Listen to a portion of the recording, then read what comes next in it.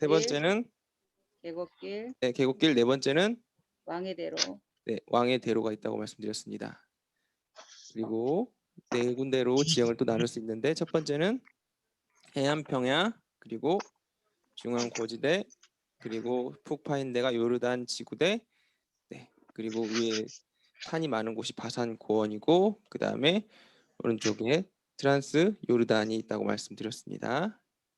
자, 그리고 이제 세 번째 이제 3강 지난주에 창세기 1장 천지창조 이야기가 나왔고 1, 2장의 천지창조 이야기 그리고 사람을 창조한 이야기 하나님의 형상대로 그리고 선악을 알게 하는 선악과의 얘기를 말씀드렸어요. 자, 그리고 창세기 3장에 그 죄가 나오죠. 네, 뱀이 하와에게 네, 그 선악과를 따먹으라고 유혹하는 이야기가 나오고 사람이 그 유혹에 넘어가서 네, 하나님께 이제 앞에 서로 핑계 대고 그리고 하나님께서 이제 벌을 주셔서 남자는 일하게 되고 여자는 자녀를 낳게 되고 그리고 나서 4장에 가인과 아벨 그리고 아벨의 가인의 후손 라멕의 악함에 대해서 말씀드렸고요.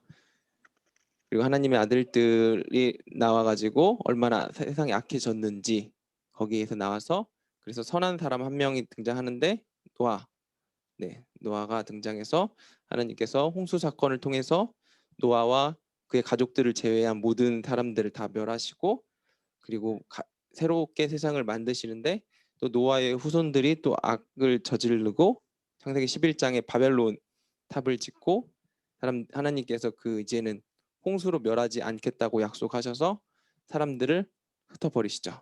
그래서 세상에 많은 사람들이 흩어지게 되는 이야기까지가 지난주에 저희가 같이 한 이야기입니다. 자, 그래서 오늘은 지난주보다 분량이 굉장히 많아요. 지난주는 창세기 1장부터 11장까지 했는데 오늘은 창세기 12장부터 50장까지를 할 거예요. 그래서 굉장히 훅훅 지나가는데 그래도 중심되는 여기는 인물이 있으니까 저희가 중심되는 인물을 중심으로 한번 이야기해 보도록 하겠습니다. 네, 족장 시대에는 4명의 중심 인물이 있습니다. 아브라함, 이삭, 야곱, 요셉. 네, 아브라함, 이삭, 야곱, 요셉인데 자, 이 손가락을 피면 손가락 몇 개죠? 5개요. 손가락 5개예요. 5개잖아요. 5개 창세기가 50장이잖아요. 그래서 마침 딱 5개고 창세기 50장이라서 이렇게 외우시면 돼요. 첫 번째 손가락은 원역사 해보겠습니까? 원역사. 네. 방금 말씀드렸다시피 이스라엘 그 아브라함이 나오기까지 세상이 창조된 것부터 이 아브라함이 나오기 전까지의 이야기를 이제 주로 우리 원역사라고 부르는데 첫 번째 손가락이 원역사고 두 번째 손가락이 아브라함, 세 번째 손가락이 이삭, 네 번째 손가락이 야곱, 다섯 번째 손가락이 요셉이야. 네. 공교롭게도 이 순서대로 이 창세기 1장부터 10장까지 원역사하면은 그리고 11장부터 20장 내외까지는 아브라함 그리고 이삭이 잠깐 나오고 20장 30장 중반까지가 야곱이 나오고 40장부터 50장 요셉 이야기가 등장합니다. 그래서 이렇게 좀 구분이 돼서 등장을 하기 때문에 손가락 5개로 외우시면 첫 번째 손가락이 뭐라고요? 원역사. 두 번째 손가락이 아브라함, 세 번째 이삭, 네 번째 야곱, 다섯 번째 요셉. 네, 그러면 족장 시는 끝이 납니다. 네, 손가락 5개만 오늘 꼭 기억하시면 됩니다. 자, 그럼 다시 퀴즈 들어가도록 하겠습니다. 네, 아브라함의 키워드는 믿음. 네, 이삭은 순종, 야곱은 축복, 요셉은 구원이에요. 뭐 물론 이 사람들을 표현할 수 있는 건 굉장히 많이 있는데 제가 이제 공부를 하는 거기 때문에 짧은 시간 안에 이 키워드를 중심으로 한번 공부를 해보도록 하겠습니다. 그래서 아브라함의 믿음에 대해서 첫 번째 시작해 보도록 하겠습니다. 자, 아브라함의 믿음. 네, 아브라함이 원래 살던 곳은 어디였을까요? 갈대아? 우르 지방이었습니다. 갈대 우르.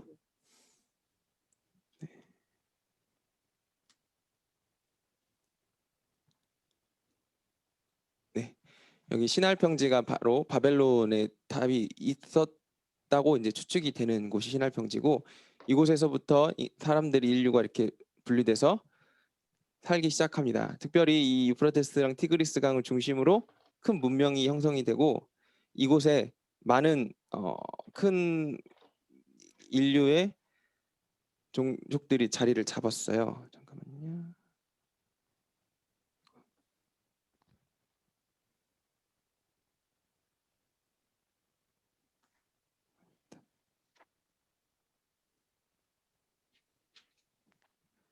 네, 여기 지방에 많은 이제 인류의 이 조상들이 여기서 큰 문명을 이루게 됩니다. 특별히 이 우루 지방에 보시면은 큰 문명 중에 이제 수도 우리나라로 따지면 뭐 서울이나 뭐 부산 같은 큰 도시가 있었습니다. 그래서 이 우루에 이 아브라함의 아버지 데라가 자리 잡고 있었습니다. 수메르 문명이라고 부르죠. 자, 여기서 굉장히 큰 도시 문명이 자리 잡고 있었습니다. 여기에서 하나님께서 아브라함을 부르시죠. 창세기 12장에서 12장 1절, 2절, 3절에 이렇게 나옵니다. 여호와께서 아브라함에게 이르시되 너는 너의 고향과 친척과 아버지의 집을 떠나 내가 내게 보여줄 땅으로 가라. 내가 너로 큰 민족을 이루고 내게 복을 주어 너를 창대하게 내 이름을 창대하게 하리니 너는 복이 될지라. 너를 축복하는 자에게는 내가 복을 내리고 너를 저주하는 자에게는 내가 저주하리니 땅의 모든 족속이 너로 말미암아 복을 얻을 것이라 하신지라. 하나님께서 되게 뜬금없이 이 우르에 살고 있는 아브라함에게 너가 이제 여기 잘 살고 있는 도시를 떠나가지고 내가 내게 약속했던 땅으로 가라라고 이야기를 하십니다. 그런데 이제 아브라함이 왜 이렇게 긴 여정을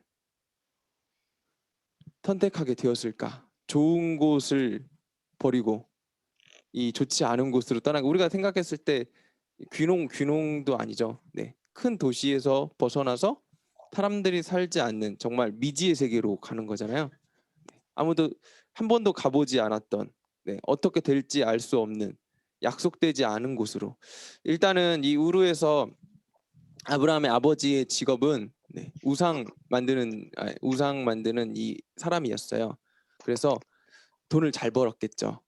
그러니까 그의 집안에 어느 정도 재력도 있었을 테고 그의 집안에 우리가 일반적으로 생각했을 때 풍족했을 것이라고 아브라함이 그곳을 떠날 이유는 전혀 없을 거다라고 추측할 수 있었는데 근데도 불구하고 아브라함이 이 긴 여행을 떠났어요.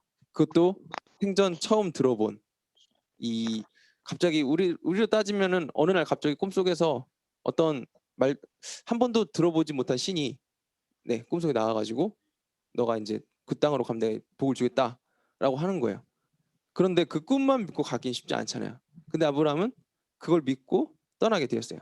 근데 왜 그랬을까라고 이제 조금 우리가 생각을 해보면 이런 추측도 해볼 수 있다고 합니다. 뭐냐면 보시면 창세기 11장 25절에는 하라는 그 아비 데라보다 먼저 죽었더라. 이 아브라함의 형제가 일찍 죽었어요. 자기 아버지 데라보다 먼저 죽었고 그리고 또한 아브라함은 나이가 이제 어느 정도 됐는데도 불구하고 자녀가 없었어요. 그리고 자기의 아버지 데라도 시간이 지나고 죽었어요. 근데 일단은 아브라함의 주변에 이 죽음이라는 키워드가 좀 있었던 것 같아요. 내가 여기서 잘 먹고 잘 사는 것만이 다는 아니구나. 우리가 이제 삶의 의미에 대해서 찾게 되는 경우가 여러 가지가 있는데 그 중에 되게 큰 게 주변에 그 가까운 사람이 죽었을 때, 우리가 삶의 의미가 이렇게 돈 잘 벌고 잘 먹고 잘 사는 것이 끝이 아니구나라고 이제 그런 생각을 하게 되는 경우들이 바로 주변에 죽음이 가까웠을 때 그렇잖아요.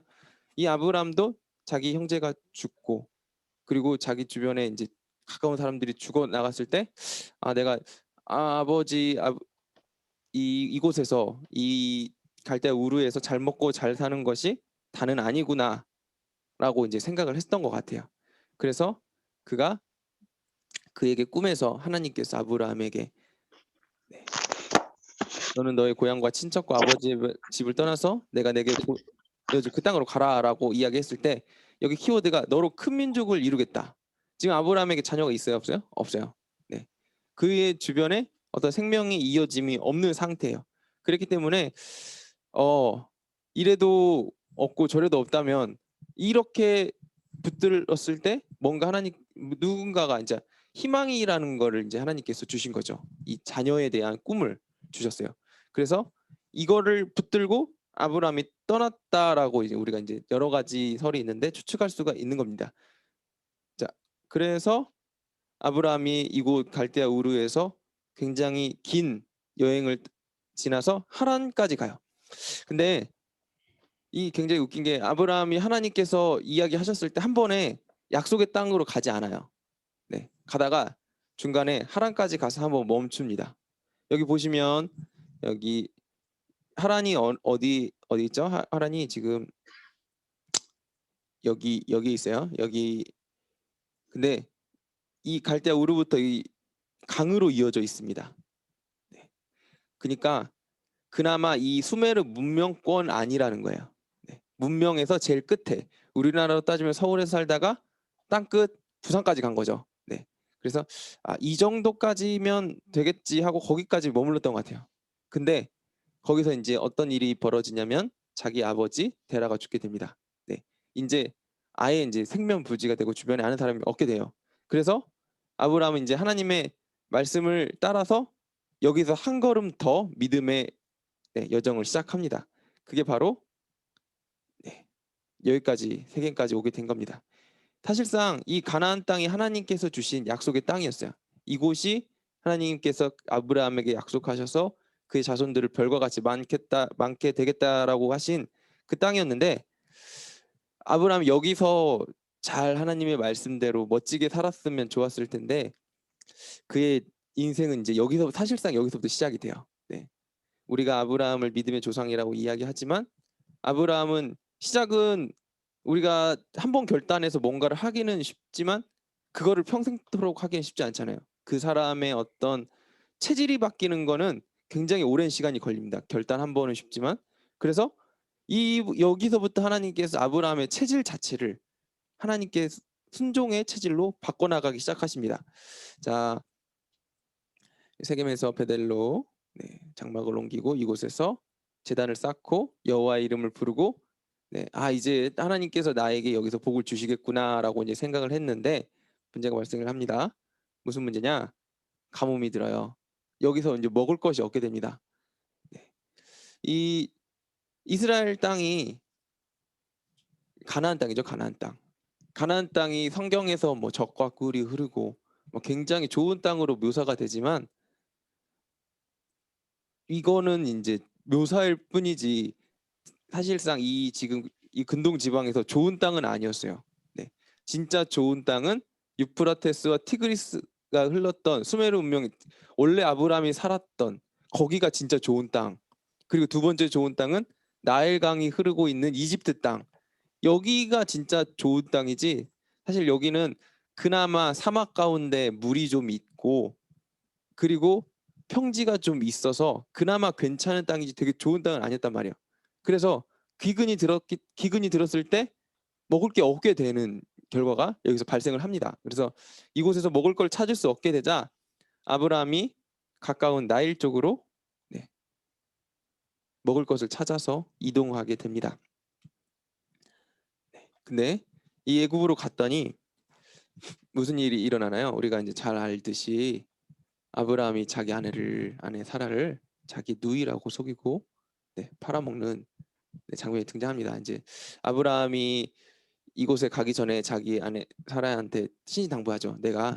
너가 너무 예뻐서 너가 내 아내라고 하면은 나를 죽이고 너를 데려갈 테니까 절대로 나를 남편이라고 하지 말고 나를 이 오누이라고 얘기해라라고 서로 이제 입을 맞춘 다음에 갔을 때 애굽 왕이 딱 이 아브라함의 그 성견 지명처럼 정말 너무 예뻐서 정말 아름답구나 하고 주변에 이제 부하들이 신하들이 정말 그렇습니다 이렇게 동조를 하자 왕이 이제 그 사라를 자기 아내로 맞아들이려고 했는데 하나님께서 여기 역사를 하시죠. 그래서 이 애굽왕 바로가 아브라함한테 너가 나를 왜 속였느냐? 하나님께서 어떻게 역사하신지 모르겠는데 이제 애굽왕 바로가 이제 아브라함에게 얘기를 하기를 너가 나를 이제 속여서 나에게 이제 벌이 임했다라고 이제 이야기를 하면서 다시 재앙 때문에 이 아브라함에게 사라를 돌려주고 그를 인정하고 거기서 살게 합니다. 그리고 나서 이제 이 애굽에서 기근이 조금 지나고 먹을 거 조금 살다가 다시 이들이 하나님께서 말씀하신 땅으로 다시 돌아오게 됩니다. 네, 여기서 이제 창세기 13장에서 아브라함과 롯의 이야기가 나와요. 이거는 전 얘기인데 다시 원래 땅으로 돌아오는데 아브라함과 롯 그가 이제 서로 하나님 안에 같이 거하고 있는데 문제는 이들이 이제 목축업을 하다 보니까 이들의 가축이 먹일 수 있는 풀의 양보다 많아지게 된 거예요. 그래서 흩어질 수밖에 없는 상황이 필연적으로 등장하게 됩니다. 그 이유는 이제 이들이 살았던 그 땅이 굉장히 좋은 땅이었어요. 이 소돔 앞에 있는 소알 땅이 엄청 좋은 땅이어서 그 땅에서 이제 이들이 꼴을 먹이고 살았는데 완전히 부흥하고 가축들이 이제 부자가 되니까 서로 그 아브라함의 목자들, 그러니까 아브라함의 양을 치는 사람들하고 롯의 양을 치는 사람들이 서로 이제 계속해서 싸우게 된 거예요. 우리 양에게 더 좋은 풀을 먹여야 된다. 네. 롯의 양치기들은 우리 양에게 더 좋은 풀을 먹여야 됐는데 둘이 서로 이제 가족이잖아요. 가족인데 그 양치는 사람들이 싸우니까 어쩔 수 없이 아브라함이 이제 롯에게 이야기를 하죠. 너가 우하면 나는 좌하고 너가 좌하면 내가 우하겠다. 너가 보기에 좋아 보이는 땅으로 너가 선택해서 떠나라라고 이제 이야기를 하니까 이 롯이 먼저 선택을 하죠. 어느 땅을 선택하나요? 소돔과 고모라 땅. 네. 소돔과 고모라 땅이 굉장히 좋은 땅이었어요.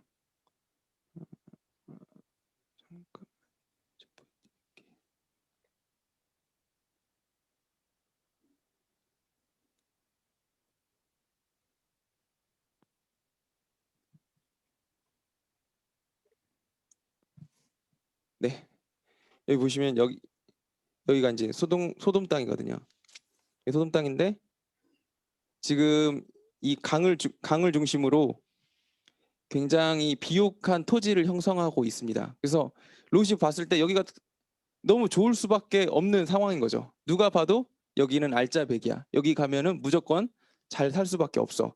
그래서 롯이 먼저 이 땅을 선택하고 들어갑니다. 네. 그리고 나서 아브라함은 보기에는 좋지 않지만 롯이 선택하지 않은 다른 목초지로 선택해서 들어갑니다. 그런데 이제 무슨 일이 일어나냐면 여기서 전쟁이 일어나요. 네.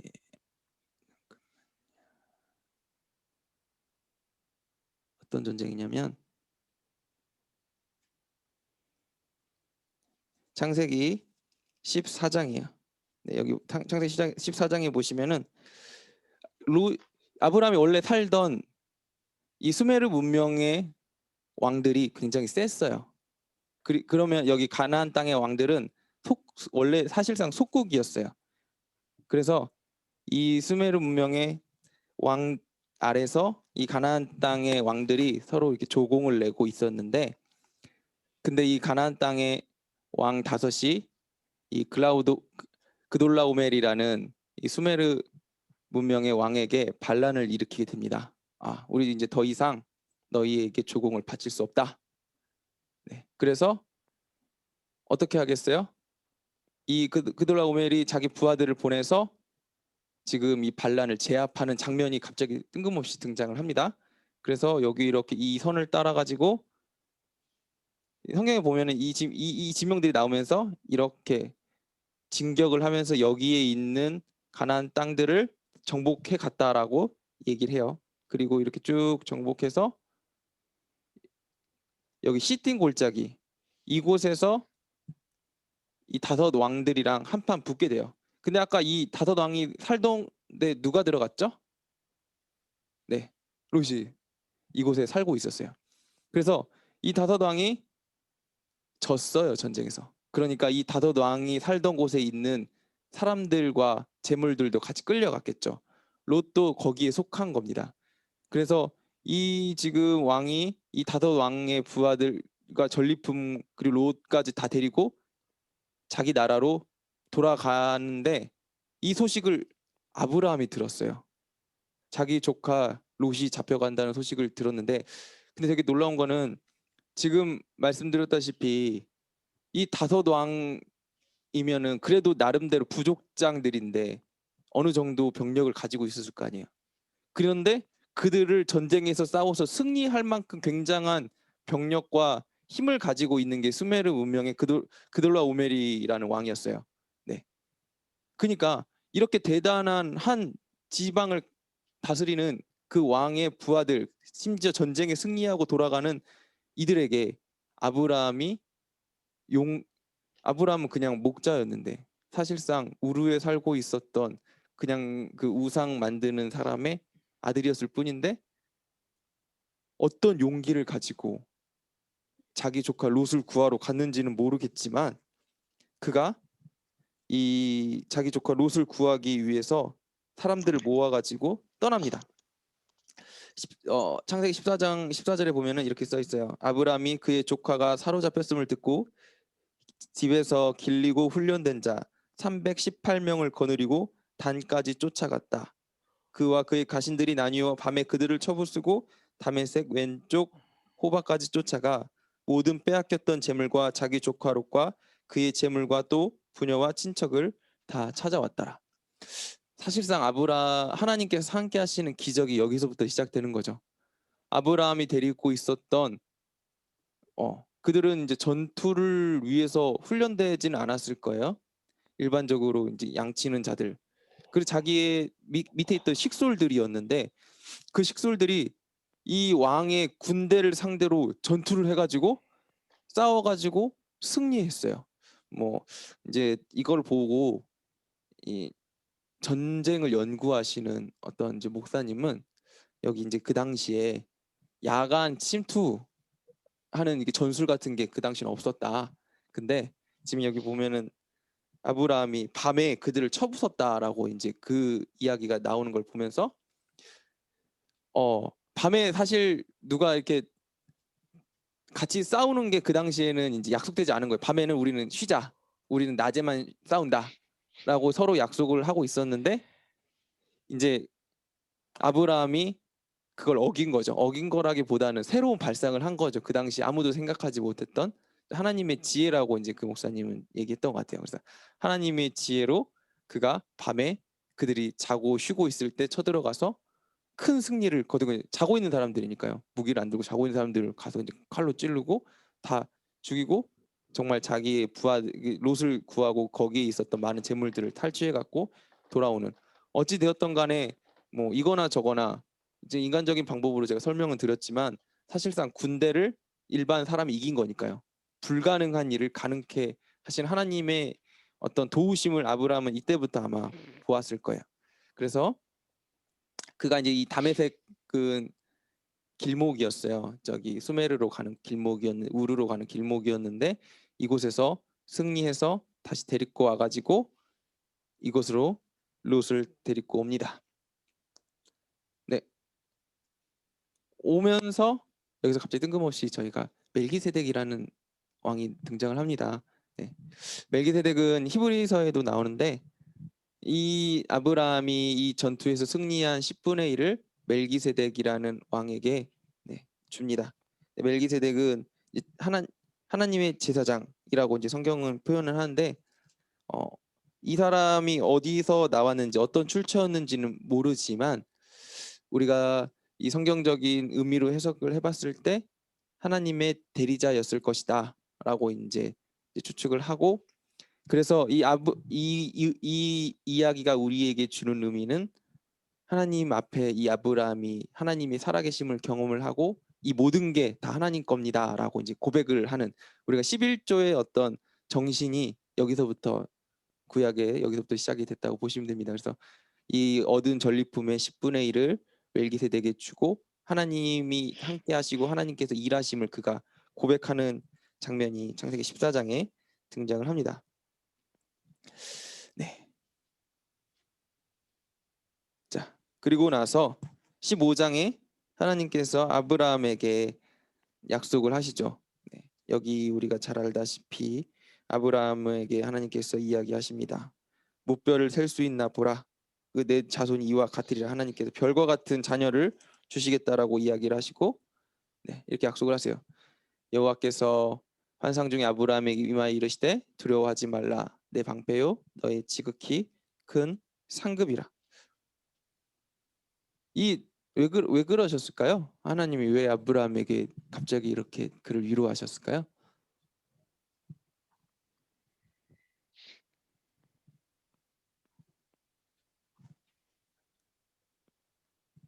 네. 하나님이 아브라함에게 위로하신 이유는 아브라함이 두려워하고 있었겠죠. 네. 두려워하고 있었던 이유는 그가 어찌됐든 간에 대승을 거두었지만, 자, 그가 전쟁에서 승리했잖아요.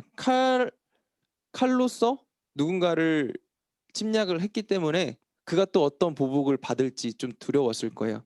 그리고 그가 이 돌아오면서 취한 전리품이 굉장히 많았어요. 네, 부자는 그 가진 재물 때문에 이 염려함이 많잖아요. 이 아브라함도 원래는 그렇게 큰 부를 가지고 있지는 않았지만 지금 이 전쟁을 통해서 엄청나게 많은 부를 축적했기 때문에 또 그것 때문에도 두려워함이 분명히 있었을 겁니다. 어찌됐든 간에 하나님의 함께하심과 약속하심을 경험했음에도 불구하고 그의 인간적인 마음은 사실 우리도 이 아브라함하고 비슷하잖아요. 하나님께서 우리에게 일하심을 날마다 경험하고 하나님의 역사하심을 경험함에도 불구하고 또 내일을 자연스럽게 염려하게 되고 오늘 내가 닥친 상황들을 염려하게 되는 것처럼 아브라함도 이 당시에 분명하게 하나님의 역사하심을 경험하고 있었지만 동시에 인간적인 두려움들이 계속 있었던 것 같아요. 그래서 하나님께서 아브라함에게 두려워하지 말아라. 내가 내 방패고 너의 큰 상급이다. 라고 이야기를 하셨고 또 아브라함의 근본적인 어떤 두려움 중에 하나는 그에게 자식이 없었다는 거. 이렇게 많은 재물을 거두고 그가 이렇게 점점점 더 부유하게 됐지만 그것들을 물려줄 자손이 하나도 없었다는 거. 수많은 사람들이 자기 밑에 있지만 자기의 혈육이 없었다는 거. 그게 이제 아브라함에게 굉장히 큰 두려움 중에 하나였을 것 같습니다. 그래서 아브라함이 이제 고백합니다. 나는 자식이 없다. 네. 근데 이제 하나님께서 약속을 하시죠. 내 몸에서 날짜가 내 상속자가 되겠다. 그리고 밖에 나가 이르되 하늘 우러러 별을 세어봐라. 네. 내 자손이 이와 같으리라. 너는 자녀가 없지만 분명히 내가 너에게 자녀를 주겠고 내 자손이 하늘의 별과 같이 되겠다라고 이제 이야기를 합니다. 근데 이제 이게 되게 멋진 이야기가 나요. 창세기 15장 6절에 이렇게 이야기합니다. 아브라함이 여호와를 믿으니 여호와께서 이를 그의 의로 여기셨다. 네. 의라는 게 우리는 이제 의롭다라고 하면 뭔가 대단한 행동을 하는 걸로 우리가 보통 생각을 합니다.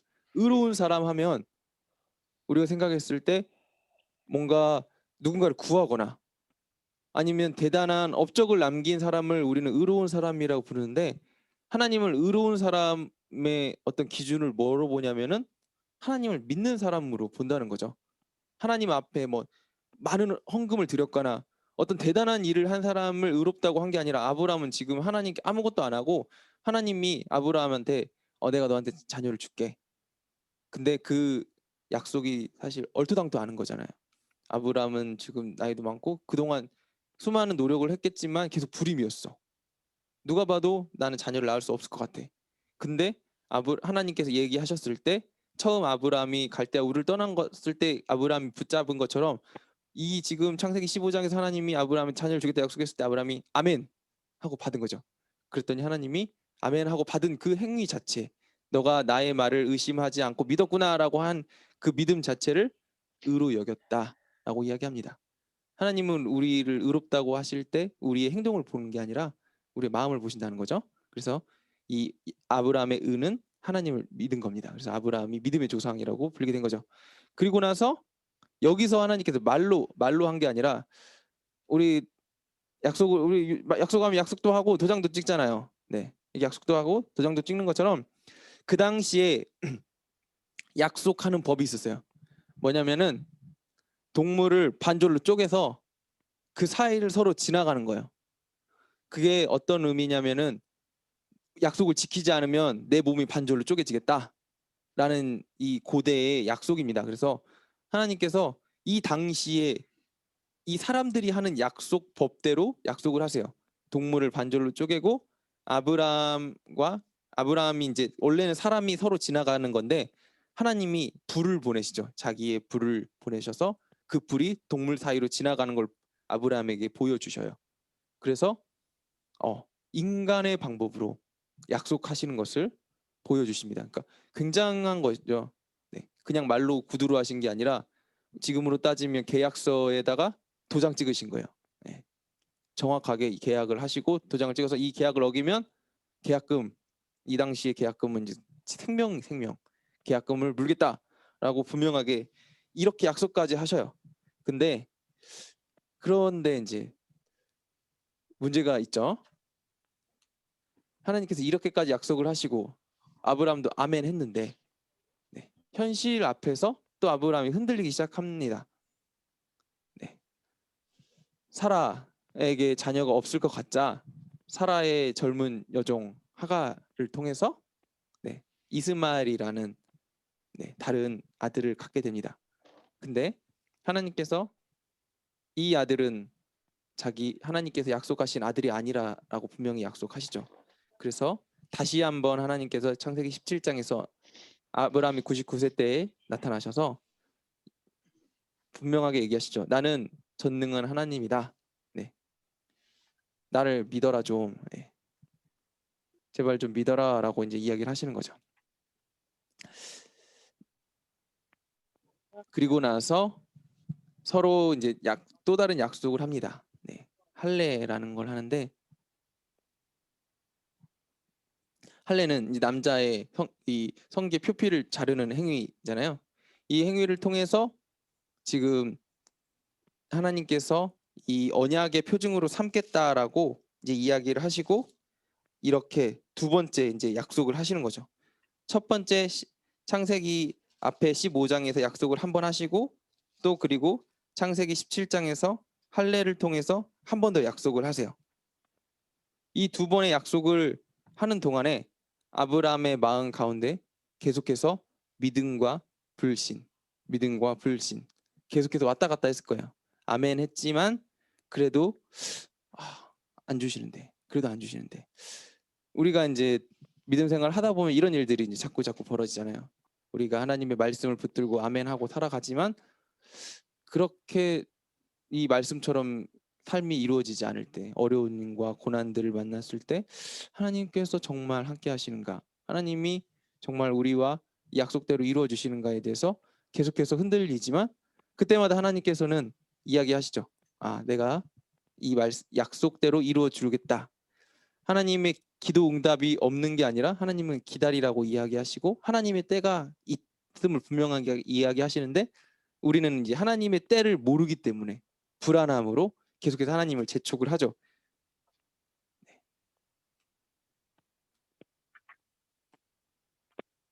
여기 이제 그래도 못 믿을까봐 이 이야기는 그래서 하나님이 이제 아브라함에게 또 이제 천사까지 보내세요. 천사까지 보내서 이 사라를 통해서 이 자녀를 낳겠다. 내년 이맘때쯤에 너에게 자녀가 있겠다라고 이야기를 하시는데 여기서 사라가 그 이야기를 듣고 지금 그림 보면 사라 웃고 있잖아요.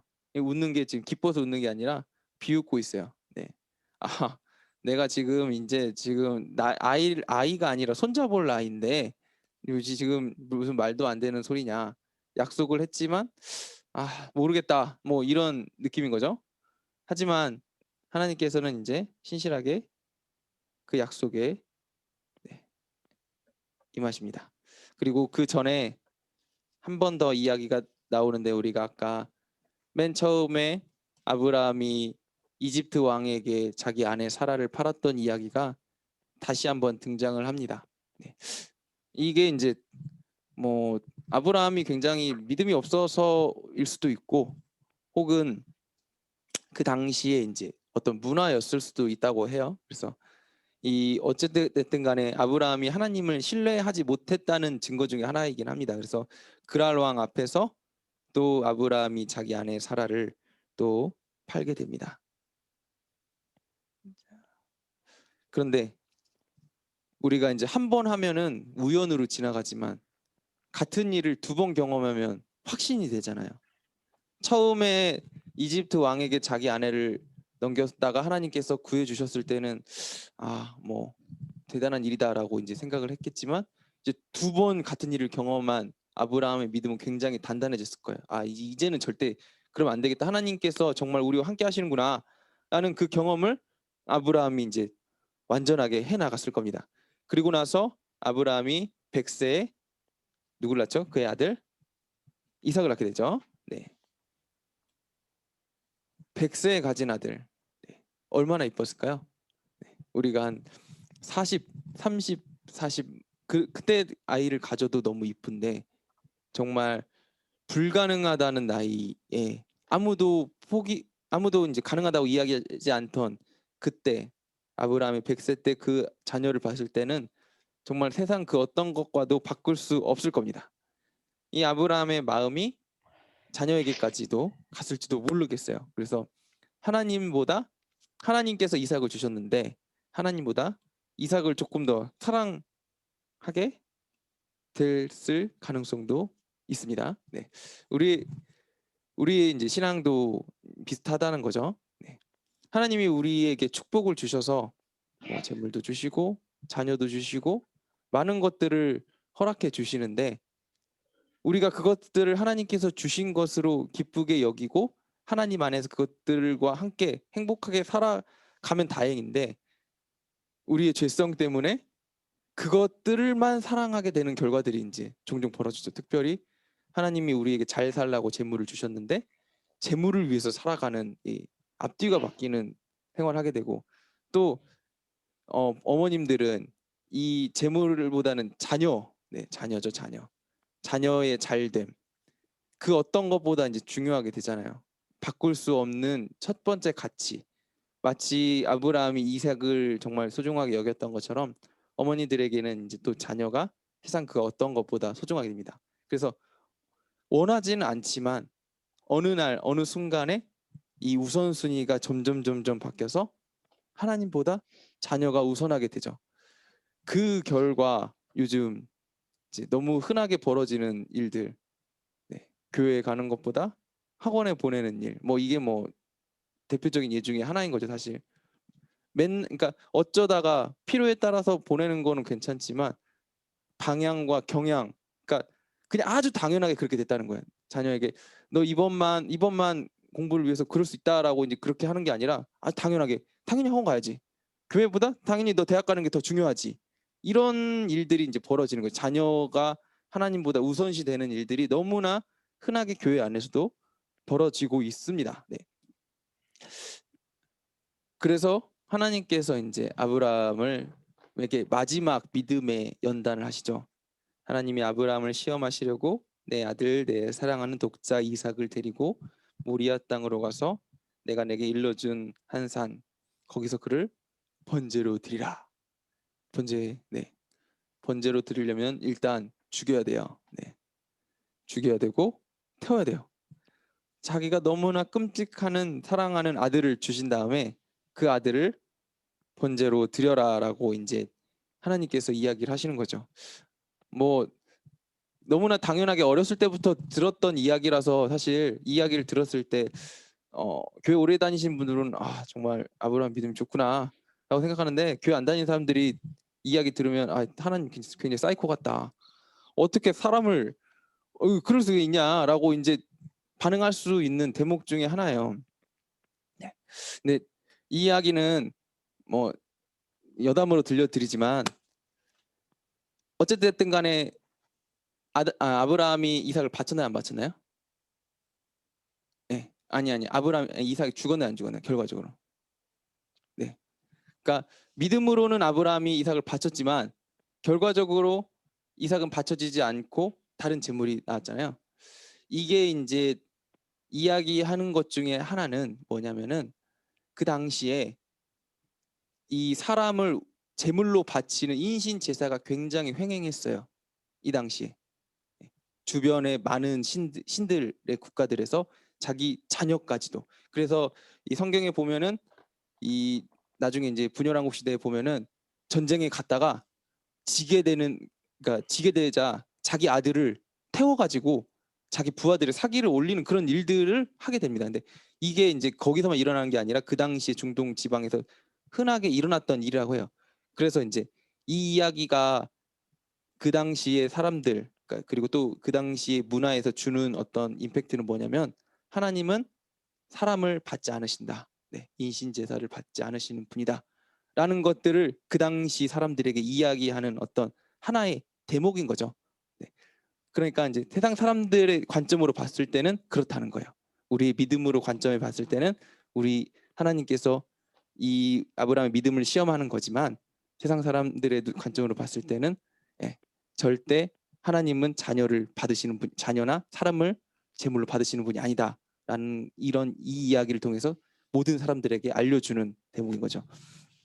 네, 네, 이거는 여담이었고요. 자, 다시 이제 아브라함의 믿음의 이야기로 돌아와가지고 네, 여기 보시면 다시 이제 아브라함이 그래서 어찌 됐든 간에 하나님께서 아브라함을 여기까지 연단시키시고 믿게 해주시. 아브라함이 다른 건 몰라도 제가 이제 보면은 결단 하나는 굉장히 빨랐던 사람인 것 같아요. 하나님이 얘기하시면 그 후에 이제 고민하고 이거는 이제 나중 문제고 일단 얘기하시면 일단 아멘 하고 해요. 네, 그거는 진짜 정말 대단한. 그래서 하나님이 아까 말씀드렸다시피 그의 믿음을 의로 여겼다. 이게 이제 아브라함의 그 아멘의 역사인 것 같아요. 우리가 보면은 이제 신앙생활도 사실 비슷하거든요. 모든 사람들이 다 고민하고 모든 사람들이 다 믿음 가운데 흔들릴 수밖에 없어요. 아무리 믿음 좋은 사람들도 이 연단이 계속되다 보면 욥과 같이 그런 상황에 놓이다 보면 누가 하나님 의심하지 않겠어요. 모든 사람이 흔들리는데 이 아브라함과 같이 그래도 아멘하고 그 순간 계속해서 순종하면서 나아가는 사람들에게는 하나님께서 주시는 복이 분명히 있다는 겁니다. 그래서 오늘 이 아브라함도 아멘하고 자녀 이삭을 데리고 가죠. 그리고 네, 그를 실제로 잡아서 죽이려고까지 합니다. 그때 하나님께서 아브라함에게 이야기하시죠.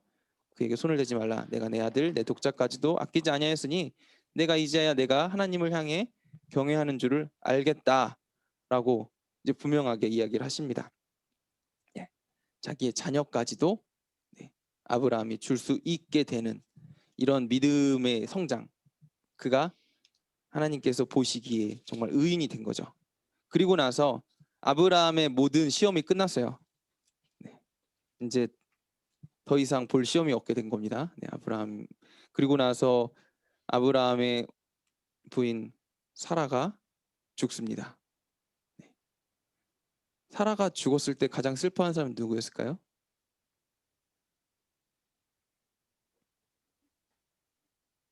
네, 이삭이었어요. 이삭. 이제 뭐 성경에 나오지는 않지만 이 사라의 죽음 다음에 무슨 일이 일어나냐면 이삭이 와이프를 구하는 장면이 나와요.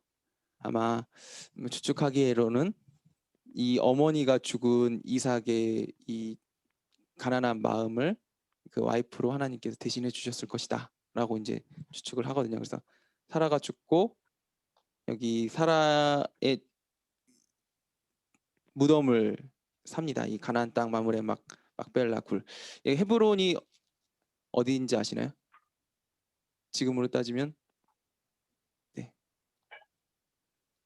이스라엘의 수도 예루살렘 근처입니다. 네. 사실상 이 이스라엘의 주거지가 되는 가장 중요한 지역이 바로 이 헤브론 지역인데 이 헤브론을 그 지금까지 아브라함의 정체성은 뭐냐? 이방 민족이었어요. 이방 민족.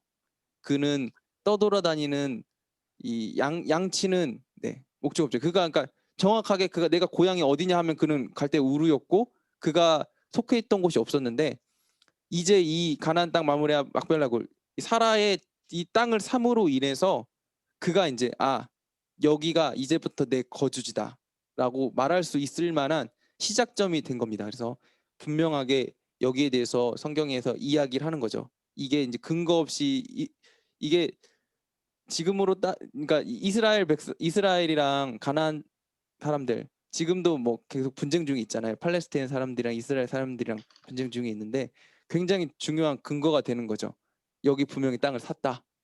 그러니까 여기는 우리는 그러니까 성경에 나왔을 때 이스라엘은 아브라함은 저기 갈대아 우르부터 시작해서 이 가나안 땅에 뭔가 있을 만한 게 없는데 이 성경에 여기서 우리가 땅을 샀으므로 여기가 우리의 조상들의 시작이 됐다라는 어떤 근거가 돼서 이스라엘 백성들이 거기를 자기의 땅이라고 우길 수 있는 어떤 중요한 근거가 된 거죠.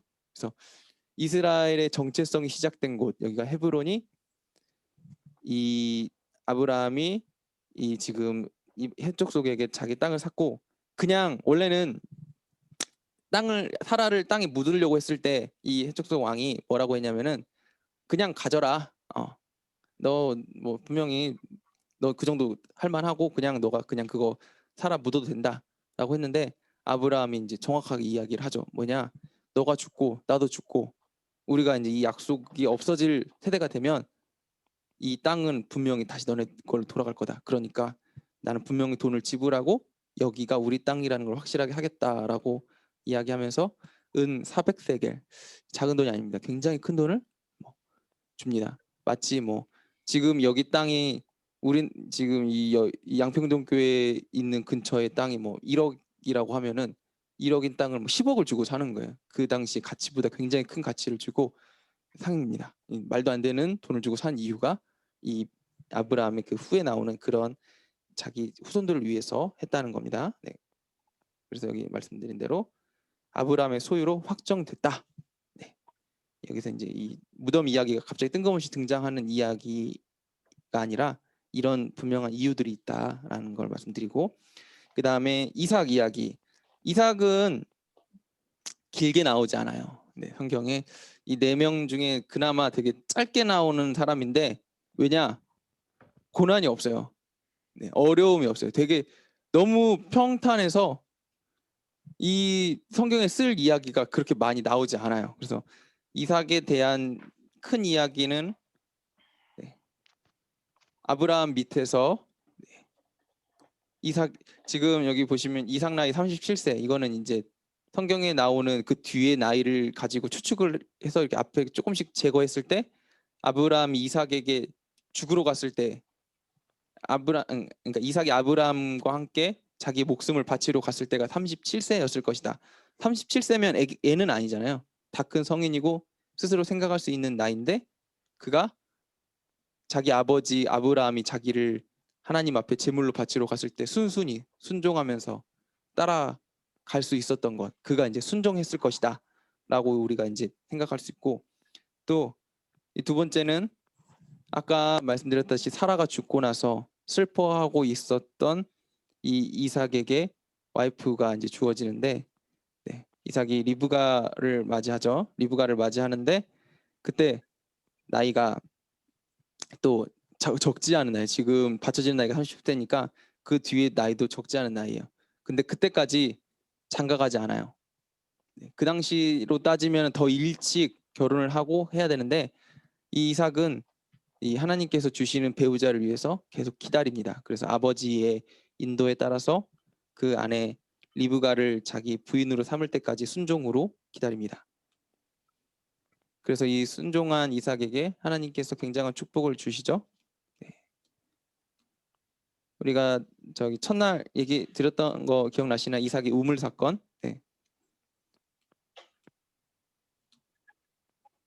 이삭이 살고 있었던 브엘세바에 또 흉년이 들어서 그가 그랄 땅으로 가고 그랄 땅에서 자기 아내를 또 자기 아버지 아브라함처럼 한 번 더 파는 이야기가 나오죠. 그리고 나서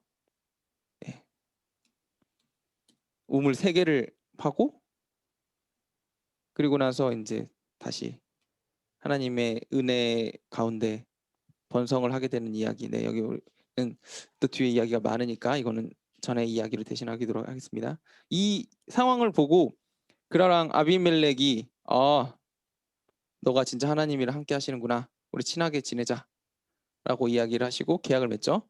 여호와께서 너와 함께 계심을 분명히 보았으므로 너와 우리가 함께 하겠다. 우리가 싸우지 말고 잘 지내자. 네. 이삭이 뭐 되게 특별하게 힘이 센 것도 아니고 뭐 한 것도 아닌데 이 우물판 사건을 통해서 그라랑 아비멜렉이 하나님의 역사심을 분명하게 본 거죠. 그래서 우리가 함께 잘 지내자라고 이제 이야기를 하는 정말 순종의 사람 이 이삭, 형통의 사람이죠. 형통의 사람. 그리고 나서 이제 이삭의 두 아들 이야기가 등장을 합니다. 네, 세 번째 야곱의 이야기죠. 야곱 형 이름 뭐죠? 에서. 야곱과 형 에서의 이야기가 등장을 합니다. 자, 야곱과 에서는 쌍둥이였어요. 쌍둥이였는데 누가 먼저 태어나죠?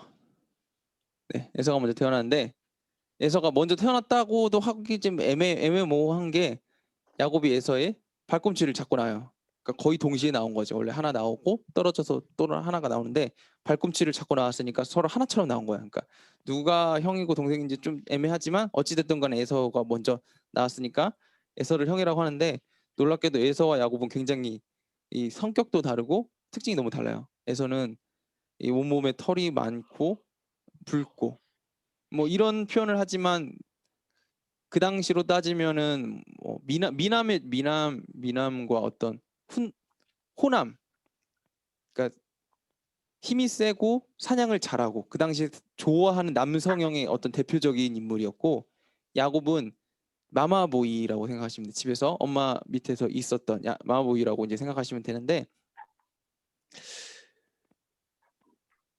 여기 이제 보시면은 이 야곱이 하나님의 축복을 어떤 사모할 수 있었던 이유 중에 하나에 대해서 이제 이야기를 하는 겁니다. 뭐냐면은 방금 말했듯이 이 에서는 힘이 세고 어울리는 거 좋아하고 그러니까 항상 밖에 나돌아다니면서 뭔가를 했는데 야곱은 엄마 밑에만 항상 있으니까 집에 있었겠죠. 집에 있으면서 자기 아버지 이삭이랑 함께 얘기를 했을 거예요. 그리고 이때까지 네, 그의 할아버지 아브라함에 대한 이야기를 들었을 겁니다. 집에서. 그래서 야곱이 집에서 계속해서 교육받고 들었던 거는 뭐냐? 하나님과 함께하면 형통하다. 하나님과 함께하면 복을 받는다. 하나님과 함께하면 너무 좋다. 이 이야기를 계속해서 머리에 이제 딱지 질 때까지 부모님에게 집에 있으면서 계속해서 들었을 거예요. 그래서 어느 순간 이 야곱에게 하나님에 대한 소망함이 있는데 문제가 있었어요. 뭐냐? 하나님의 축복은 주로 장자를 통해서 이루어지거든요. 첫째를 통해서 이루어지는데 첫째가 누구죠? 에서예요. 에서이기 때문에 자기는 하나님의 축복을 받을 수 없어요. 그래서 야곱은 하나님의 축복을 받기 위해서 무슨 선택을 하냐? 인간적인 방법을 이제 취하기 시작합니다. 꾀를 쓰죠. 첫 번째는 뭐냐? 에서의 장자권을 팥죽 한 그릇을 통해서 사게 됩니다.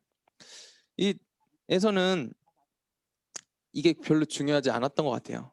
장자권이 중요하지 않았던 거라기보다는 그냥 원래 자기 거니까 네. 뭐 야곱에게 팥죽 한 그릇 주고 장자권 준다고 설마 그게 갈까라고 이제 생각했을 것 같아요. 뭐 장장 지금 배고프니까 뭐 그래 너 그래라 하고 이야기했을 것 같아요. 근데 야곱은 이 에서의 말 한마디 그 약속 자체를 너무나 중요하게 여겼을 수도 있고 또 그 야곱이 바랬던 그 축복에 대한 어떤 소망함으로 인해서 이 순간순간들을 계속해서 생각했던 것 같기도 합니다. 자, 하나님께서 그래서 여기 이제 뭐 퀴즈가 있는데 하나님의 축복을 가볍게 여기는 첫째와 하나님의 축복을 소중히 여기는 둘째. 누가 하나님께서 기뻐하시는 사람일까요? 둘째. 네. 우리가 아무리 그냥 일반적으로 생각해도 둘째가 하나님께서 기뻐하시는 사람이라고 생각할 거예요. 근데 야곱은 어떤 이런 사실을 잘 몰랐던 것 같아요. 하나님을 기쁘게 여기고 하나님의 축복을 소중하게 생각하면 당연히 하나님께서 주신다는 거를 모르고 장자권을 받고 그 축복을 받아야지만 하나님께서 기뻐하신다라고 이제 생각을 했던 것 같아요. 그래서 야곱은 인간적인 생각으로 계속해서 이 장자권을 얻기 위해서 노력을 하죠. 그래서 일단은 에서로부터 팥죽 한 그릇으로 장자권을 샀지만 거기서 끝난 게 아니라 실제로 이 축복을 훔쳐가요. 어떻게 훔쳐가죠? 네. 이삭이 죽을 때쯤 눈이 어두워졌을 때 이제 죽기 전에 야곱 이 당시에 죽기 전에 자기 자녀를 불러다가 축복을 하는 관습이 있었어요. 나중에 야곱도 12아들을 불러갖고 축복을 하죠. 네, 아마 이삭도 자기 아버지 아브라함에게 이런 축복을 받았을 거예요. 네, 오늘 지금 이삭도 이 축복을 할 때, 그러니까 자기가 죽음에 임박했다는 것을 이제 생각을 하고 자녀를 불러서 이제 축복을 하려고 해요. 그래서 자녀를 불렀는데 이 때마침 에서가 사냥을 나가 있고 그 동생 야곱이 집에 있고 엄마가 이제 야곱에게 너가 대신 들어가라라고 이야기를 하면서 꾀를 주게 되죠. 그래서 야곱이 지금 들어가서 자기 아버지 자기 형 에서인 척하고 축복을 대신 받아요.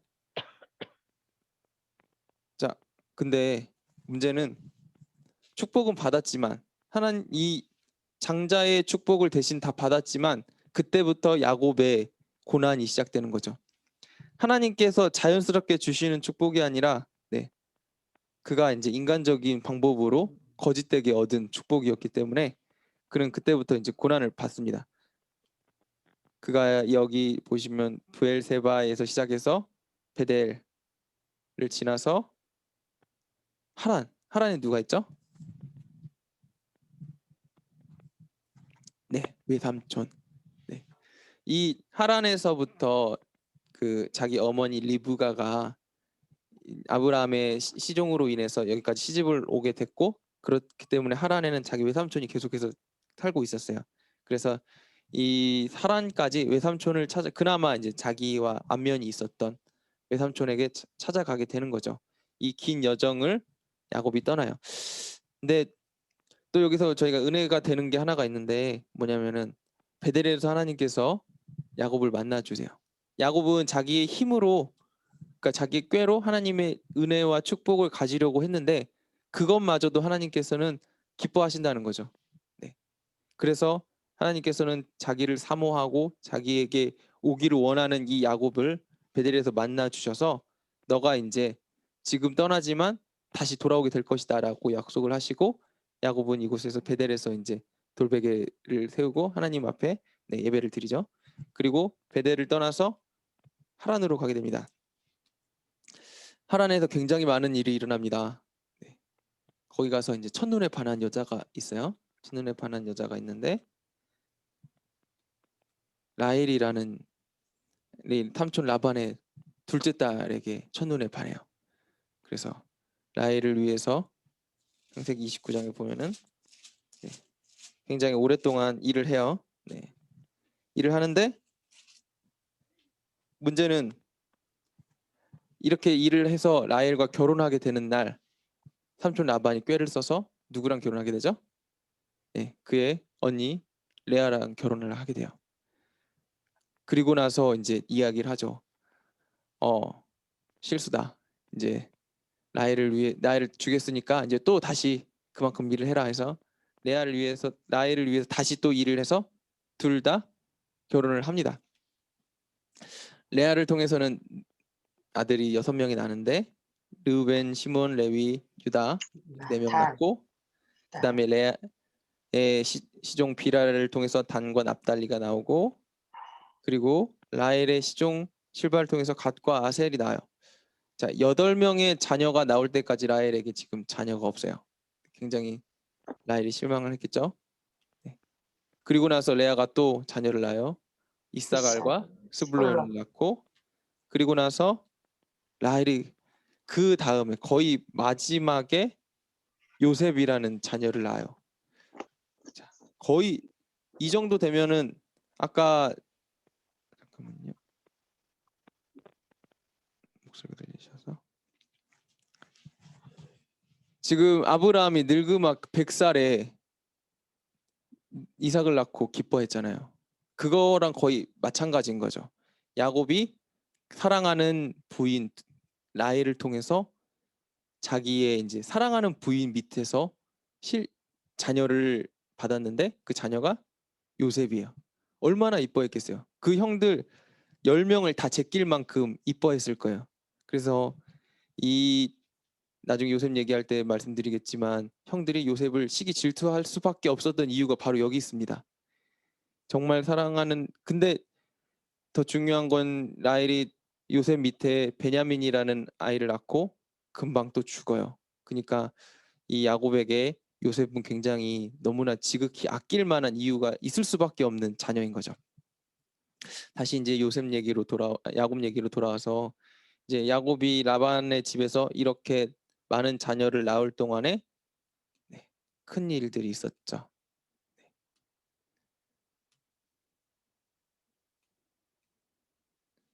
네.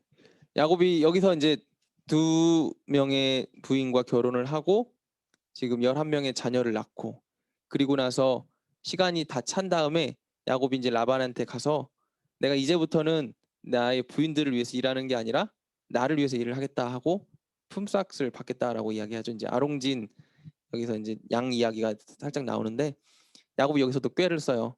자기 삼촌이 자기에게 꾀를 써서 14년을 그냥 일하게 한 것처럼 자기도 그 삼촌에게 꾀를 써가지고 그의 이제 양들을 대신 가져가려고 하는 거죠. 그래서 나중에 보면은 이것이 들통나가지고 부인들과 함께 떠나면서 야곱이 이제 찔려 할 때 이 부인들이 이제 꾀를 써가지고 잘 이제 도망 나오게 해주죠. 그리고 나서 야곱이 평생 동안 그의 마음 가운데 가지고 있었던 한 가지 죄책감이 뭐냐면은 여기 형 에서에 관한 거죠. 야곱이 도망 나올 때 어떻게 도망 나왔죠? 형 에서의 장자권 축복을 뺏고 도망 나왔어요. 그가 이제 가장 중요하다고 여기는 그거를 지금 뺏어 갖고 도망 나왔기 때문에 이제 형에게 돌아가면은 죽는다라는 생각을 갖고 있었는데, 그거랑 이제 별개로 다시 집으로 돌아가서 엄마도 보고 싶고 아빠도 보고 싶고 또 고향으로 돌아가고 싶고 여러 가지 마음이 이제 같이 있는 거죠. 그래서 그가 이제 고향행은 결심하고 집으로 가요. 가면서 또 야곱이 계속해서 꾀를 쓰죠. 뭐냐, 자기가 먼저 가면은 자기 형을 만났을 때 죽을까봐 자기 부인과 자녀와 종들을 먼저 보내고 형이 괜찮아 보이면 나중에 가려고 자기는 멈춰 있습니다. 그리고 나서 야곱이 머물렀던 야복강가에서 하나님께서 야곱을 다시 만나 주시죠. 하나님과 야곱이 씨름을 해서 그의 한도뼈가 부러져서 그는 이제 사실상 절름발이 제대로 걸을 수 없는 사람이 되게 됩니다. 이 모습을 본 에서가 그를 긍휼히 여기죠. 안 나오네. 네. 여기 보시면 창세기 33장 4절에 보면은 에서가 달려와서 그를 맞이하고 안고 목을 어긋맞추고 그와 입 맞추고 서로 울었다. 야곱이 그의 일생 동안에 지금 굉장히 제가 길기 때문에 막 되게 압축해서 막 넘어가고 있는데, 중요한 건 야곱의 일생은 그의 꾀와 그의 생각으로 얼룩지고 결국에는 근데 그것들로 인해서 고통받았던 인생이지만 그의 마지막에 하나님께서 다시 그 야곱과 약속을 하시죠. 너가 이제 야곱이라고 불리지 않고 뭐라고 부른다고요? 이스라엘. 이게 굉장히 중요한 사건입니다. 이스라엘의 민족의 시작이 누구로부터 시작되냐? 지금 야곱으로부터 시작되는 이 이스라엘이라는 이름을 여기서 받았다는 거. 하나님께서 이 야곱을 통해서 그의 이 아브라함의 약속을 이루시겠다는 그것이 이루어지고 있다는 것을 지금 여기서 증명해 주고 있는 겁니다.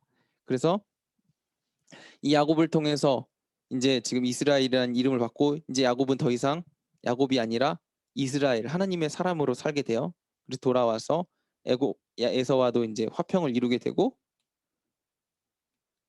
하나님의 기쁨으로 살게 돼요. 근데 야곱의 인생이 나중에 이제 창세기 끝에 보면은 험악한 인생이라고 야곱이 스스로 평가를 합니다.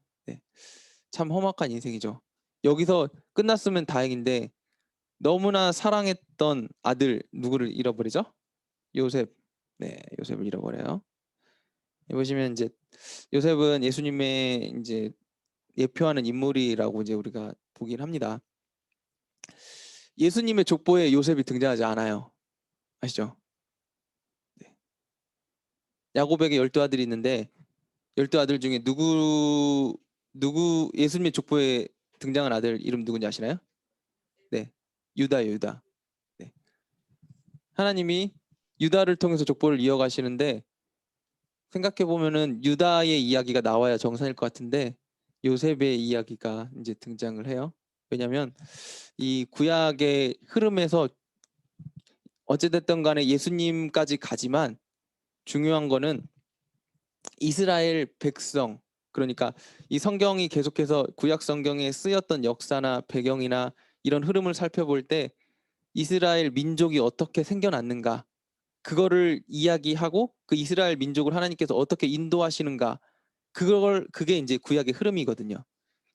그래서 이 출애굽기에 보시면은 이스라엘 백성이 지금 이집트에 머물렀다가 이집트를 탈출하는 장면으로부터 시작되는데 이스라엘 백성이 어떻게 해서 거기까지 가게 됐는가, 이 이야기에 대한 설명이 분명히 필요하거든요. 그래서 지금 창세기 마지막에는 이 요셉이라는 인물을 통해서 이스라엘 민족이 어떻게 거기 머무르게 되었는가라는 이야기를 분명하게 이야기하고, 그냥 그런 이야기에서 끝나는 게 아니라 이 요셉을 통해서 예수님을 또 예표하기까지 합니다. 네. 자, 여기 이제 라헬과 레아의 이야기가 나오죠. 수많은 자녀가 등장을 합니다. 자녀들마다 이름이 또 있어요. 르우벤은 보라 아들이다. 시몬은 들으신다. 레위는 연합한다. 유다는 찬송한다. 이름 보시면 어때요? 아들이다부터 시작해서 찬송한다. 점점 좋아져요. 좋아져. 이 레아가 왜 처음에 르우벤 이름 보라 아들이라고 지었을까요? 네, 맞아요. 이 레아는 원해서 결혼한 게 아니라 어찌됐든 간에 그 삼촌 라반과 야곱 사이에서 이 라헬 사이에서 지금 끼어가지고 결혼을 하게 됐잖아요. 그런데 어찌 되었던 간에 그의 남편이 야곱이 되었기 때문에 그녀도 이제 사랑받기를 원했을 거예요.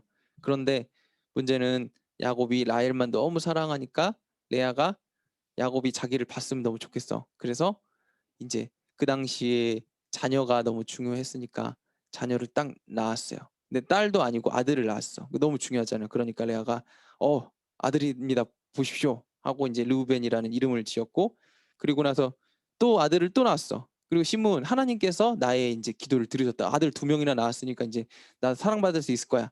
그리고 레위도 낳고 유다까지 이제 아들 4명을 낳고 하나님을 찬송한다라고까지 지었죠. 그리고 나서 이제 이 단, 납달리, 이사갈, 스불론, 갓, 아셀까지 이제 다 낳고 요셉까지 등장을 하는데, 이 집이 지금 보시면 부인이 2명이고 종이 2명인데 자녀도 굉장히 많아요.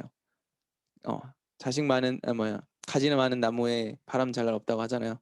자녀가 많으면 얼마나 그 집안이 굉장히 다이나믹하겠어요. 네. 특별히 엄마가 2명이에요. 네, 엄청 다이나믹하겠죠. 네. 그리고 실제 엄마는 또 4명이야. 굉장히 이 어떤 일이 벌어져도 이상하지 않은 가정일 거예요. 네. 근데 이런 가정 가운데서 누가 태어났냐면은 요셉이 태어난 거죠. 아까 말씀드렸다시피 요셉이 또 사랑하는 라헬로부터 태어난 자녀이지만 굉장히 늦게 태어났어요. 그러니까 이 요셉과 베냐민은 특별히 야곱이 예뻐하는 자녀였는데 그 중에 요셉은 더 정말 눈에 넣어도 아프지 않은 자녀였을 겁니다. 그래서 형들에게 이거는 이제 중간에 잠깐 나오는 장면이고, 여기 깊은 상처라는 게 이제 형들에게 요셉이 이제 팔려 나가는 장면인데, 그 중간에 요셉 집안에 어떤 일이 있었냐면은 그 딸 디나가 이제 그 주변 국가에서 이제 강간당하는 장면이 등장을 합니다. 여기서 이제 이 이야기가 등장하는 이유 중에 하나는 아까 말씀드렸다시피 예수님의 이 족보가 누구로부터 시작한다고요? 유다로부터 시작해요. 유다는 근데 몇 번째인가요? 네, 네 번째 자녀예요. 네, 네 번째 자녀인데 왜 장자가 아니라 네 번째 자녀가 되었는지에 대한 해석이에요. 네, 이 첫 번째 시몬과 레위와 네, 그리고 세 번째 아들 레위. 네, 르벤, 시몬, 레위가 지금 이 디나 강간되는 이 사건에서 굉장히 큰 역할을 주도합니다. 손에 피를 묻혀서 그들이 이제 하나님 앞에 이제 선택되는 것을 이제 거절되는 일들이 일어나요. 그래서 이 당시에 네 번째 유다에게로 하나님의 장자권이 넘어가게 됩니다. 그래서 이 이야기가 여기서 잠깐 등장을 하게 됩니다. 여기 슬라이드 쇼가 100장이 넘어가면 안 되더라고요. 잠깐만요.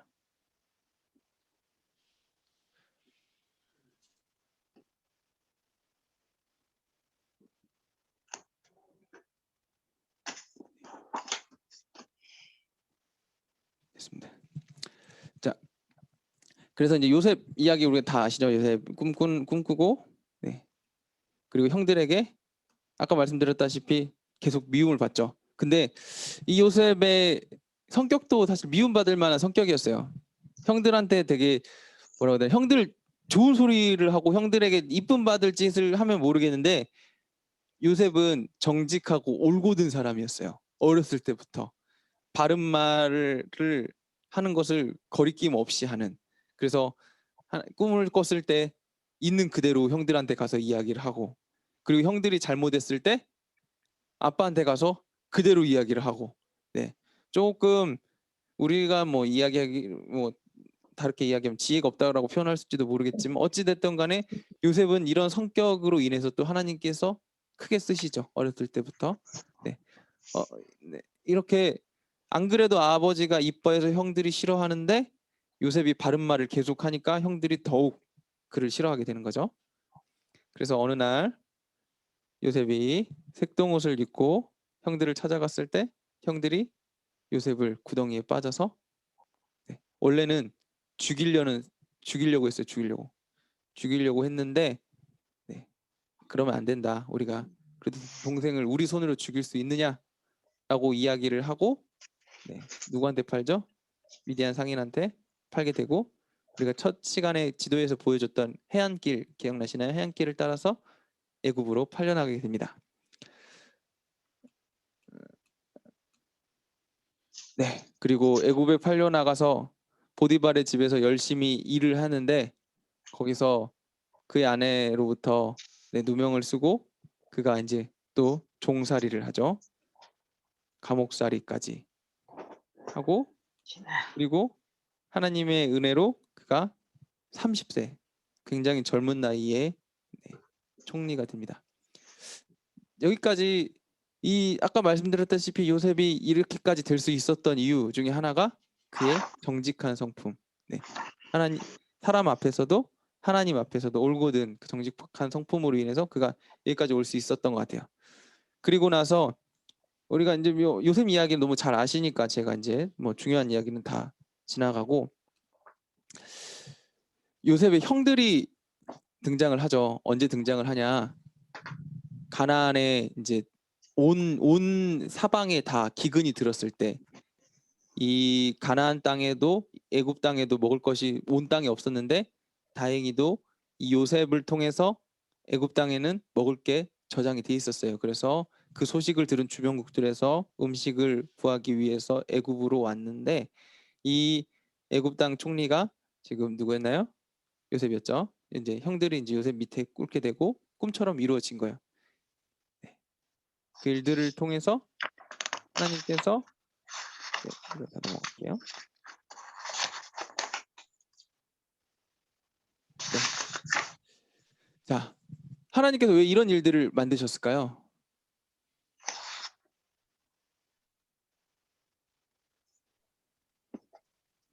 이게 이제 이게 이 이야기의 요셉 이야기의 사실 결론이 이겁니다. 네, 45장 여기 지금 나오죠. 당신들이 나를 팔았다고 해서 근심하지 마소서, 한탄하지 마소서. 하나님이 생명을 구원하시려고 나를 당신들보다 먼저 보냈다. 하나님의 큰 구원으로 당신들의 생명을 보존하고 당신들의 후손을 세상에 두시려고 나를 당신들보다 먼저 보내셨다. 네. 족장 시대의 가장 중요한 결론이 창세기 마지막의 결론입니다. 이 출애굽기로 넘어가기 전, 출애굽 탈출기로 넘어가기 전 그들을 하나님께서 인도하시고 그들을 보호하시기 위해서 하나님께서 요셉이라는 인물을 통해서 이스라엘 민족을 지금 야곱의 가족들을 먼저 보호하신 거죠. 그래서 이 요셉은 뭐 그가 정말 이런 고백을 했는지 혹은 후대에 붙였는지는 알 수 없지만 어쨌든 간에 요셉은 고백하는 거죠. 나는 하나님께서 이야기하시기를 형들이 나를 미워해서 보낸 거라고 생각하지 않고 하나님께서 우리 가족, 우리 부족, 우리 아버지와 형들과 나와 함께하는 식구들을 보호하기 위해서 나를 먼저 보냈다. 그러니까 형들 걱정하지 말아라. 라고 이제 그가 이제 고백을 하는 장면이 등장을 합니다. 그리고 요셉은 마지막 유언으로 자기의 해골을 메고 올라가라라고 이야기를 하면서 창세기 50장까지가 끝이 나요. 자, 벌써 시간이 이렇게 됐는데 족장 시대 아까 손가락 기억나시죠? 손가락. 네. 자, 첫 번째 손가락 뭐라고요? 원역사. 두 번째 아브라함. 아브라함, 세 번째 이삭. 네 이삭, 번째 야곱, 야곱. 다섯 번째 요셉. 요셉. 네. 아브라함과 이삭과 야곱과 요셉. 네. 여기 관한 이야기가 너무 많지만 오늘은 이렇게 쭉 너무 간단하게 넘겼습니다. 네. 다시 한번 이제 조금 간략 요약해 드릴게요. 자, 12장에 이제 하나님께서 아브라함에게 나타나셔서 약속을 하시죠. 내가 보여줄 땅으로 가라. 너가 거기서 큰 민족을 얻을 것이다. 라고 약속을 하시고 그래서 아브라함이 어디로 떠나죠? 다시 이 가나안 땅으로 갔다가 기근이 들어가지고 애굽까지 갑니다. 거기서 이제 아브라함이 자기 아내를 팔고 다시 가나안으로 돌아오죠. 가나안으로 돌아와서 거기서 이제 하나님께서 15장에서 아까 기억나시나요? 그 언약 맺은 거? 언약 맺어서 너에게 자녀를 주겠다 언약을 맺었는데 아브라함이 기다리지 못하고 하갈과 동침해서 이스마엘이라는 자녀를 낳아요. 그리고 나서 하나님이 또 다시 나오셔가지고 할례를 통해서 언약을 맺으시죠. 아브라함에게 자녀를 주시겠다라고 이제 분명하게 계속해서 약속을 하시고 그리고 나서 자녀를 낳게 됩니다. 여기서 이제 자녀를 낳게 되고 이삭을 낳게 되고 그리고 나서 이삭을 낳은 다음에 무슨 일이 일어나냐면은 그 사라가 죽게 되고 사라의 무덤을 통해서 아까 말씀드렸다시피 이스라엘의 이제 시작이 되는 땅이 생기게 되고 그리고 나서 이삭이 또 리브가와 결혼을 하게 되고 야곱을 낳게 되고 야곱이 태어나서 이제 자기 형 에서와 이제 티격태격하고 야곱은 하나님의 축복을 계속해서 간구하게 되고 야곱이 장자권을 사고 형의 에서의 축복권을 뺏은 다음에 도망을 가죠. 누구에게 도망을 갑니까? 라반에게 도망가죠. 야곱의 누구죠? 외삼촌. 외삼촌에 도망을 가서 거기서 계속해서 이제 자기가 계속해서 사람들을 속이는 사람이었는데 자기보다 한 수 위 사람을 만난 거죠. 라반을 만나서 그의 사랑하는 아내 라헬을 위해서 일하는 줄 알았는데 레아랑 먼저 결혼을 하고 또 라헬이랑 결혼을 하고 그리고 나서 그 라반의 양들을 또 재산으로 만들어서 돌아오죠. 돌아오는데 돌아올 때까지 야곱에게는 걱정이 있었어요. 자기 형 에서에게 죽으면 어떻게 할까? 그래서 자기 가족과 종들과 여러 거를 먼저 보내고 나서 자기는 야복강가에서 기다리고 있는데 거기서 하나님이 천사가 나타나셔서 씨름을 하고 야곱은 그곳에서 하나님을 만나죠. 그래서 하나님이 야곱에게 새로운 이름을 주세요. 이름 뭐죠? 이스라엘. 이스라엘. 야곱이 이제 이스라엘로 변화되게 됩니다. 야곱에게는 12명의 아들들이 있었어요. 12명의 아들들 중에 라헬의 아들 누구라고요? 요셉과 베냐민. 늙음하게 낳은 이 아들이기 때문에 야곱이 굉장히 사랑을 해서 요셉은 형들에게 굉장히 미움을 받았고 그래서 형들에게 의해서 애굽으로 팔려간 요셉은 거기서 보디발의 집에서 종살이를 하고 그리고 거기서 또 누명을 써서 감옥에 들어가서 옥살이를 하고 그리고 30살에 이집트의 총리가 돼서 하나님의 은혜대로 일을 합니다. 네, 총리가 된 요셉이 네, 그의 가족들이 기근 가운데서 가나안 땅에서 죽게 되는 것을 네, 모면시키시죠. 그래서 이제 고백을 하죠. 형들은 악을 꾀했지만 하나님 그걸 선으로 바꾸셔서 많은 생명을 구하게 만드셨다. 그리고 나서 야곱의 축복이 나옵니다. 네, 12지파에 대한 이제 축복이 쭉 나오는데 유다의 축복이 모든 민족이 혈통에게 순종할 것이며 나실 왕에게 유다를 통해서 그리스도가 나을 거라는 거를 또 야곱이 축복을 합니다. 네, 그리고 나서 야곱도 죽고 요셉도 죽고 창세기가 끝이 나게 됩니다. 자, 네, 복습. 네, 맨 처음에 무슨 시대죠?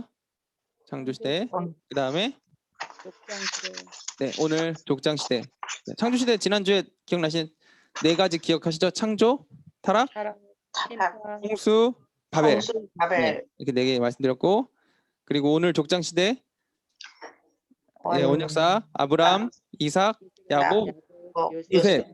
네, 오늘 여기까지 하신 거고 그 다음에 다음 주에 할 거는 출애굽 광야 시대. 네, 그 다음에 출애굽 광야 시대 다음에 뭐죠?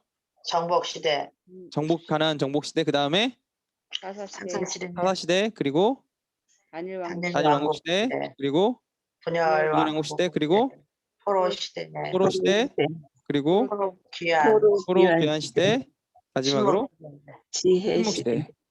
네, 여기까지 끝입니다. 네, 저희가 지금 계속 성경 읽고 계시는데 오늘 이제 하신 대로 오늘 하신 거 다시 기억하시면서 창세기 12장부터 50장까지 그냥 이렇게 제목만 이렇게 쭈루룩 한 번만 훑어도 아마 오늘 하신 거 쭉 기억나실 거예요. 그래서 이 네 명의 족장을 보시면서 한번 이렇게 쭉 한번 해보시면 좋을 것 같습니다. 그리고 다음 주에 우리가 이 출애굽 하는데 출애굽기가 재밌어요. 그래서 혹시 지금 읽으신 분들은 뭐 괜찮으신 안 읽으신 분들도 다시 한번 쭉 보시면 좋을 텐데 출애굽기를 읽으실 때는 이제 도움을 좀 드리자면 출애굽기 1장부터 40장까지인데 1장부터 20장까지는 이야기예요. 네, 어떤 이야기냐면은 이스라엘이 탈출하는 이야기입니다. 그래서 20장까지는 네, 술술술 읽히세요. 그래서 20장까지만 쭉 좀 읽으시면은 도움이 되실 거예요. 네, 그래서 거기까지만이라도 읽고 오시면 다음 주에 좀 많이 도움 되실 거고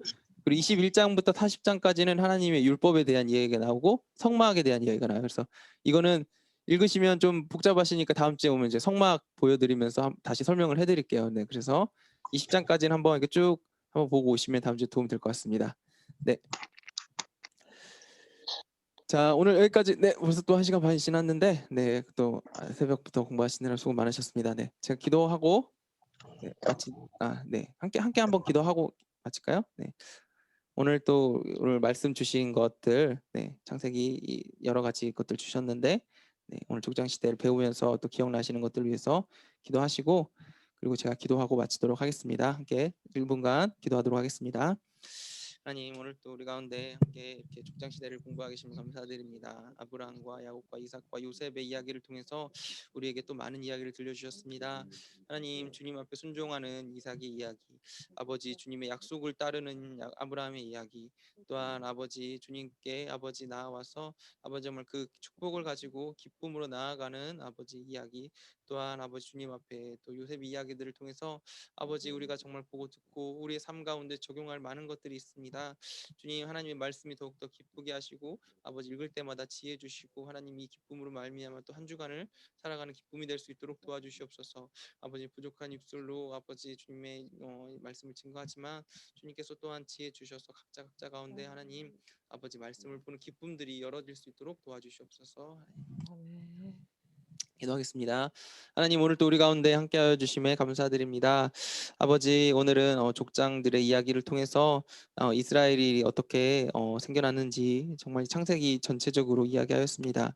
주님, 세상을 주님께서 창조하셨고 또한 이렇게 많은 인물들을 통해서 이스라엘이라는 백성들이 이루어져가는 이 과정들을 통해서 하나님께서 얼마나 우리의 삶 가운데 역사하시고 일하시는 전능하신 하나님이신지 오늘 다시 한번 배웠습니다. 오늘 우리의 삶 가운데 전능하신 하나님을 의지하며 살기 원합니다. 특별히 다음 주 고난 주간입니다. 그리스도를 묵상하며 아버지 또 우리를 향해서 그 사랑의 구원의 능력을 펴신 하나님 가운데 또 기쁨과 즐거움과 사랑과 평안의 삶을 살아가는 또 한 주 허락하여 주시옵소서. 하나님의 말씀 우리 가운데 기쁨이 되는 한 주간이 되게 하여 주시옵소서. 다음 주에 만날 그 시간까지 주님 또 주님의 은혜를 구합니다. 하나님 함께해 주실 줄 믿사오며 예수님의 이름으로 기도합니다. 아멘. 아멘.